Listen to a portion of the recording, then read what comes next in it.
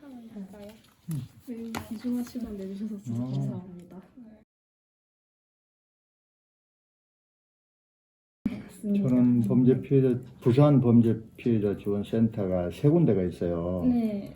우리가 이제 부산지검에 있는 부산 범죄 피해자 지원 센터 그리고 뒤에 이제 햇살이라고 약칭으로 그렇게 부르고 이제 동부지청에 있는 부산 동부 범죄 피해자 지원 센터가 있고 여기 이제 서부지청에 부산 서부 범죄 피해자 지원 센터가 있어요. 그래서 우리는 부산 범죄 피해자 지원 센터 햇살이고 저는 사무처장 일을 하고 있는 김영철입니다. 반갑습니다.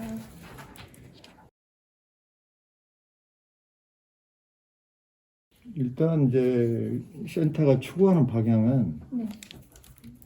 신체에 대한 범죄, 그 범죄로 인해서 신체에 대한 피해를 입고 네. 그 가해자로부터 어떤 배상을 못 받는 그런 피해자들을 위해서 이 피해자들이 하루속히 빨리 일상으로 회복하는 걸 그거를 이제 네.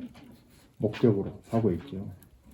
그래서 거기에 대한 지원 활동으로 이제 다양한 지원 활동을 하는데 일단 이제 경제적 지원 방향이 있고 그다음에 이제 심리 지원, 그리고 또 법률 지원, 상담을 통한 법률 지원, 그리고 이제 그 민간 우리가 이제 이 사무실은 검찰청 안에 있지만 네. 사단법인으로 민간 단체거든요. 그러니까 이제 민간 단체 특성상 범죄 피해자들 그 회복을 위한 프로그램 같은 것도 이제 진행을 해서 힐링 캠프 또는 여행 또는 문화 또 관람 같은 그런 프로그램 이런 것도 함께 이제 진행하면서 범죄 피해자들의 일상 회복을 돕는 그런 역할을 하는 거죠.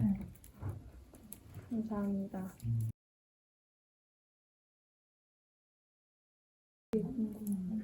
이제 범죄 피해를 당하면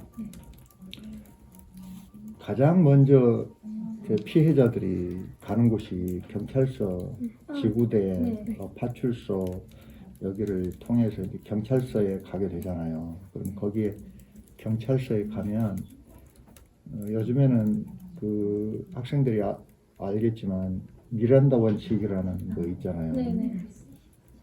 그 가해자한테 미란다 원칙은 가해자한테 하는 거예요. 당신은 변호사를 선임할 수 있고 묵비권을 행사할 수 있고 불리한 진술을 거부할 수 있고 뭐 등등 이런 거 미란다 원칙이라고 하잖아요. 이제 그거를 의무적으로 고지를 해야 돼요, 가해자한테. 근데 네네.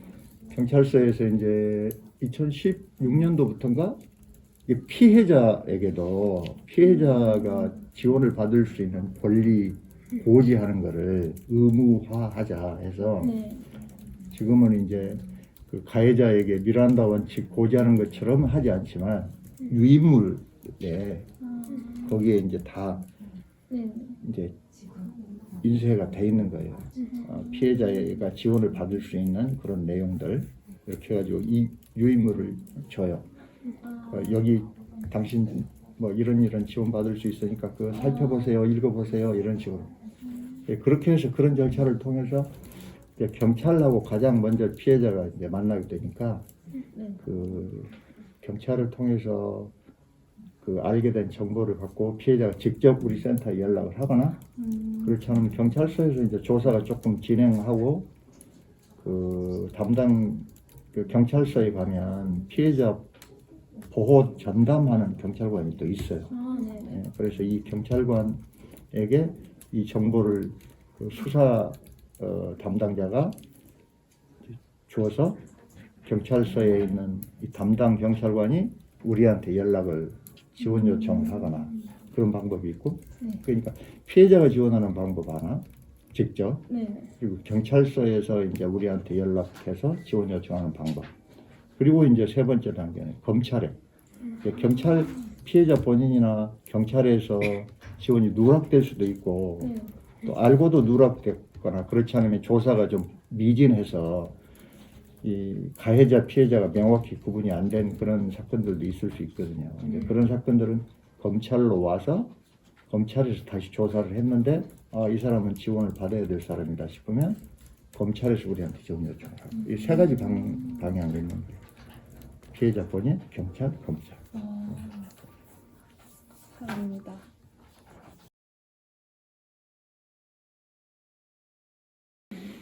내가 이제 2015년도부터 근무를 하고 있어서 벌써 8년 차인데 네. 그렇게 어떤 특정 사건을 이야기하기보다는 네.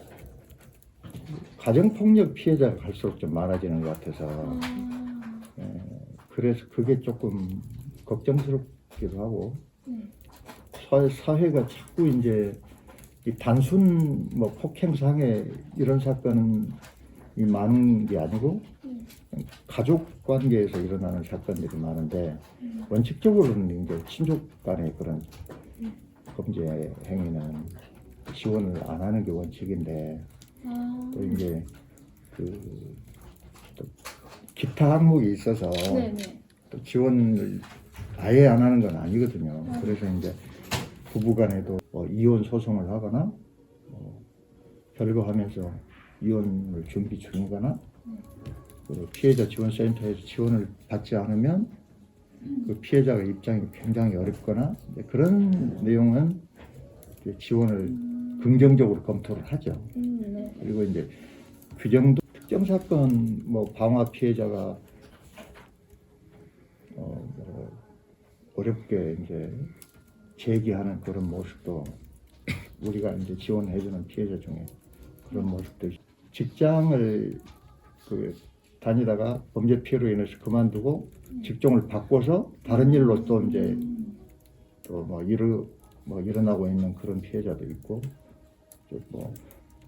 취업 지원금이 그런 제도가 또 있어요. 지원 항목 내용 중에. 그래서 그거 이제 우리가 학원비 같은 거 이제 좀 지원해서 공인중개사 시험 봐서 합격해서 공인중개사 개업한 그런 피해자도 있고 사실 어려운 사람들 지원하는 일이기 때문에 이 보람 있었던 순간 이게 아니고 매일매일이 보람인 거예요. 사실은 업무 자체가. 네. 그거를 이제 내 업무로 생각하면 내 일이 되지만 네. 내 일이 사실은 보람으로 연결되는 일이 그렇게 많지가 않거든요. 근데 이 업무 자체가 그 범죄 피해자들을 지원하고 돕는 그런 이제 업무이기 때문에 매일매일 순간순간이 보람이랍니다.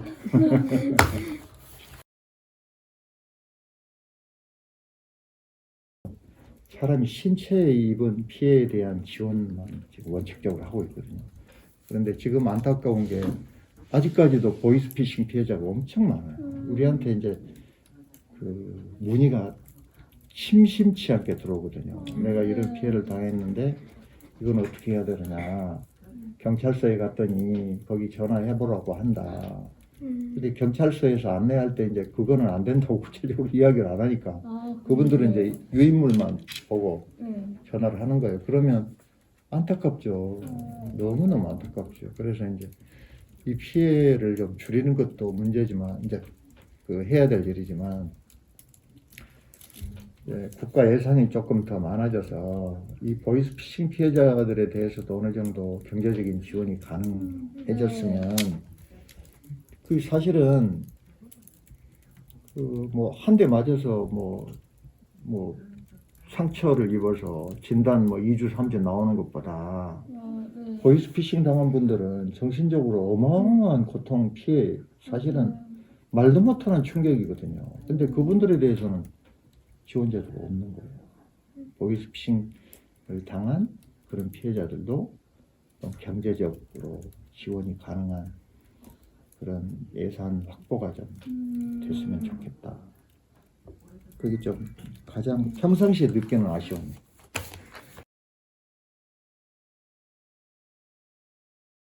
여기에 이제 이 서포터즈 활동을 하거나 네. 자원봉사 활동을 하는 것만으로도 다른 학생들하고는 다른 활동이거든요. 훨씬 더 범죄 피해에 대한 피해자들 인권이나 범죄 피해에 대해서 훨씬 많이 알 수 있는 그런 봉사 활동이기 때문에